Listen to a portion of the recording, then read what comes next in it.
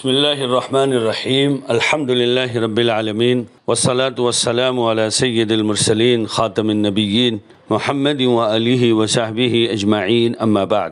معزز شرکاء علمہ البیان، قابل احترام سامعین، آج آپ کے بیچ 82 نمبر کا سبق پیش ہے۔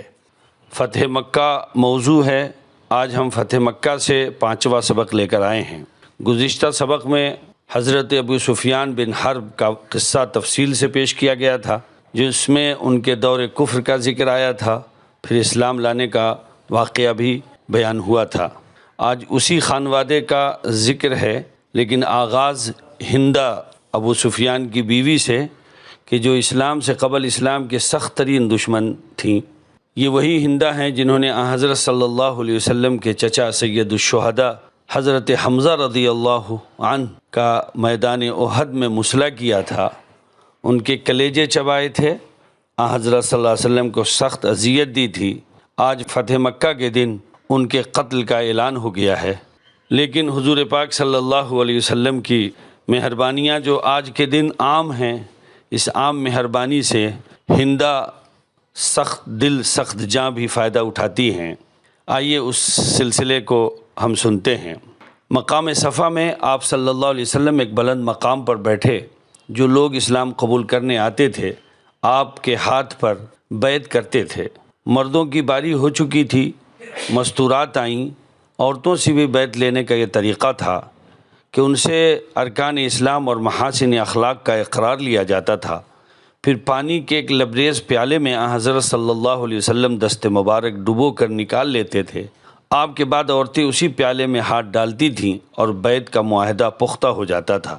بہرحال ان مستورات میں ہند بھی آئی۔ یہ وہی ہند ہے جو رئیس العرب عتبہ کی بیٹی امیر معاویہ کی ماں تھیں۔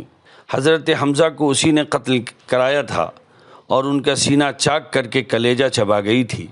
وہ نقاب پہن کر آئی۔ شریف عورتیں عموماً نقاب پہنتی تھیں، لیکن اس وقت یہ غرض بھی تھی کہ کوئی اس کو پہچاننے نہ پائے۔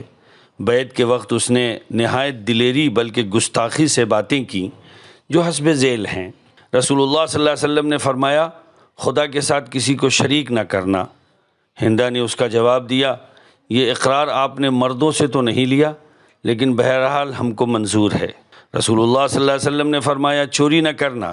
ہندہ نے اس کے جواب میں کہا کہ میں اپنے شوہر ابو سفیان کے مال میں سے 2-4 آنے کبھی لے لیا کرتی ہوں، معلوم نہیں یہ بھی جائز ہے یا ناجائز۔ رسول اللہ صلی اللہ علیہ وسلم نے فرمایا، اولاد کو قتل نہ کرنا۔ ہند نے اس کا جواب دیا، ہندہ نے، ہم نے تو اپنے بچوں کو پالا تھا، بڑے ہوئے تو جنگ بدر میں آپ نے ان کو مار ڈالا، اب آپ اور وہ باہم سمجھ لیں۔ حضرات، اب آئیے ہند کی زندگی پر کچھ مختصراً ہم معلومات حاصل کریں۔ ہند بنت عتبہ ان کے والد ابو سفیان سے پہلے ایک شخص فاکہہ بن مغیرہ مخزومی کے نکاح میں تھی، یعنی ہند جو ہے ابو سفیان سے پہلے فاکہہ بن مغیرہ مخزومی کے نکاح میں تھیں۔ یہ فاکہہ قریشی نوجوانوں میں سے تھا۔ اس نے مہمانداری کے لیے ایک علیحدہ مکان بنایا تھا جس میں لوگ آرام کرنے کے لیے بغیر اجازت آ کر سو جایا کرتے تھے۔ ایک دن فاکہہ نے یہ مکان مہمانوں سے خالی کرایا اور اس میں قیلولہ یعنی دوپہر آرام کے لیے لیٹ گیا۔ اس کی بیوی ہند بھی اس کے پاس تھی۔ تھوڑی دیر میں فاکہہ کسی ضرورت سے اٹھ کر وہاں سے چلا گیا اور ہندہ وہیں تنہا سوتی رہی۔ اسی وقت مکان میں ایک شخص آیا جو یہاں آ کر سویا کرتا تھا۔ وہ جیسی گھر میں داخل ہوا، اس نے کی نظر ایک سوتی ہوئی عورت پہ پڑی۔ وہ وہاں سے تیزی کے ساتھ باہر نکلا اور بھاگتا ہوا چلا گیا۔ جب یہ شخص وہاں سے نکل کر بھاگ رہا تھا، اسی وقت اتفاق سے فاکہہ واپس آ رہا تھا۔ اس نے اس شخص کو گھر سے باہر نکلتے اور بھاگتے ہوئے دیکھ لیا۔ فاکہہ سیدھا گھر میں ہندہ کے پاس آیا، کیونکہ اسے اس شخص کے گھر میں سے نکل کر بھاگتے دیکھ کر ہندہ کی طرف سے بدگمانی ہو گئی تھی۔ ہندہ اس وقت تک پڑی سو رہی تھی۔ فاکہہ نے اس کو ٹھوکر مار کر جگایا اور ڈپٹ کر پوچھا، یہ کون شخص تھا جو ابھی تیرے پاس آیا تھا؟ ہندہ نے کہا، نہ میں نے یہاں کسی آدمی کو دیکھا ہے اور نہ تمہارے جگانے سے پہلے میں جاگی تھی۔ ہندہ کے متعلق چمی گوئیاں، مگر فاکہہ کی بدگمانی دور نہ ہوئی۔ اس نے ہندہ کو اسی وقت گھر سے نکال کر کہا کہ بس اپنے باپ کے پاس جا کر رہو۔ اس کے بعد اس واقعے کی شہرت ہو گئی۔ لوگ ہندہ کے متعلق چمی گوئیاں کرنے لگے، جس سے وہ ساری بستی میں بدنام ہو گئی۔ آخر ایک دن عتبہ نے بیٹی کے متعلق لوگوں میں طرح طرح کے چرچے سن کر اس سے کہا کہ بیٹی، لوگ تیرے بارے میں طرح طرح کی باتیں کر رہے ہیں، اس لیے تو مجھے سچی بات بتا دے۔ اگر فاقیہ تیرے اوپر صحیح الزام لگا رہا ہے تو میں کوشش کر کے اس شخص کو قتل کر دوں گا تاکہ تیرے متعلق لوگوں کی زبانیں بند ہو جائیں، اور اگر فاقیہ کا لگایا ہوا الزام جھوٹا ہے تو اس کا اور اپنا مقدمہ یمن کے کسی کاہن کے پاس لے جا کر اس سے فیصلہ کراؤں گا، جو فاقیہ کے سامنے اپنے علم سے کھرا کھوٹا الگ کر کے سچی بات بتائے گا۔ اس پر ہندا نے باپ کے سامنے حلف اٹھا کر کہا کہ فاقیہ بالکل جھوٹا ہے۔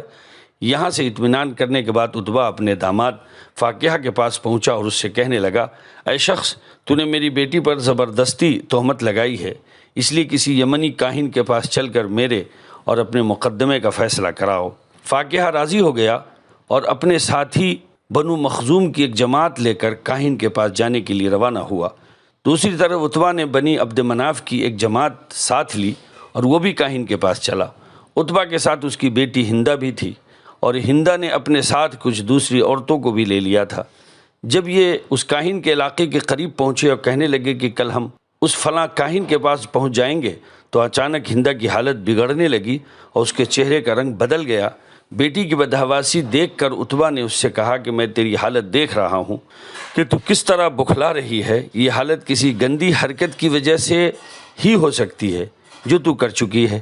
بہتر ہوتا کہ یہ بات اس وقت ہی کھل جاتی جب کہ ہم روانہ نہیں ہوئے تھے، لوگوں نے ہماری جوش و خروش اور کوچ کا منظر نہیں دیکھا تھا۔ یہ سن کر ہندا نے کہا، نہیں بابا، یہ حالت کسی گندی حالت کی وجہ سے نہیں، بلکہ میں اس خیال سے گھبرا رہی ہوں کہ تم لوگ اپنا مقدمہ لے کر ایک ایسے شخص کے پاس جا رہے ہو جس کی باتیں کبھی صحیح ثابت نہیں ہوتی ہیں، تو بہت سے دفعہ غلط باتیں ہوتی ہیں، اس لیے مجھے ڈر ہے کہ کہیں وہ کاہن میرے متعلق ایسی بات نہ کہہ دے جس سے میں سارے عرب میں ذلیل ہو جاؤں۔ عتبہ نے کہا، نہیں، میں پہلے اس سے گفتگو کر کے اسے صحیح واقعہ بتاؤں گا تاکہ وہ تیرے معاملے میں اس کی روشنی میں فیصلہ کرے۔ اس کے بعد عتبہ نے اپنے منہ سے سیٹی بجا کر اپنے گھوڑے کو بلایا۔ یہ ایک مادہ گھوڑی تھی۔ جب وہ قریب آ گئی تو عتبہ نے گیہوں کا ایک دانہ لے کر اس کی پیشاب گاہ میں رکھا اور پھر اچھل کر اس پر سوار ہو گیا۔ آخر یہ لوگ اس کاہن کے پاس پہنچ گئے۔ کاہن نے ان لوگوں کا بہت اعزاز و اکرام کیا، ان کی مہمانداری کے لیے جانور ذبح کیا۔ کھانے وغیرہ سے فارغ ہوئے تو عتبہ گفتگو کرنے کے لیے کاہن کے پاس آیا اور کہنے لگا، میں ایک خاص معاملے میں آپ کے پاس آیا ہوں، پوشیدگی کے باوجود میں وہ معاملہ آپ پر ظاہر کرے دیتا ہوں، آپ اس پر غور کر کے اس کے متعلق اپنی رائے دیجیے گا۔ اس نے نہایت بلیغ انداز میں کہا کہ رات کی بات مکان کے اندر ہی رہتی ہے، یعنی راز کی باتیں سینے میں پوشیدہ رہا کرتی ہیں۔ پھر عتبہ نے کہا کہ میں اس معاملے میں کچھ حصہ آپ کو بتانا چاہتا ہوں۔ کاہن نے پھر اپنے اشاراتی انداز میں کہا کہ گیہوں کا دانہ گھوڑی کے پیشاب گاہ میں، یعنی جیسے گھوڑی کے پیشاب گاہ میں گیہوں کا دانہ رکھنا ایک گندی بات ہے، ایسا ہی یہ معاملہ بھی گندا معلوم ہوتا ہے۔ عتبہ نے کہا کہ آپ نے ٹھیک سمجھا، اب ان عورتوں کے حالات کو دیکھیے۔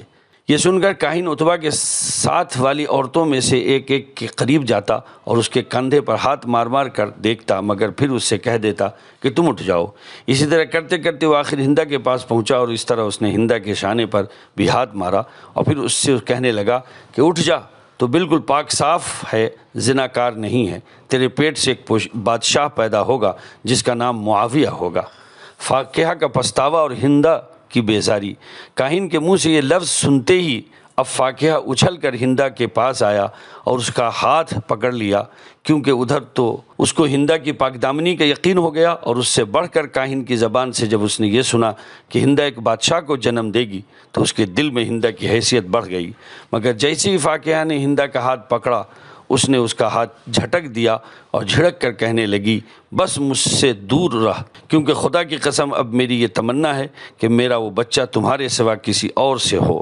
چنانچہ اس کے بعد ہندا نے فاقیہ سے علیحدگی اختیار کر لی، ابو سفیان سے شادی کر لی، جس کے نتیجے میں امیر معاویہ پیدا ہوئے جو ملک شام کے بادشاہ ہوئے۔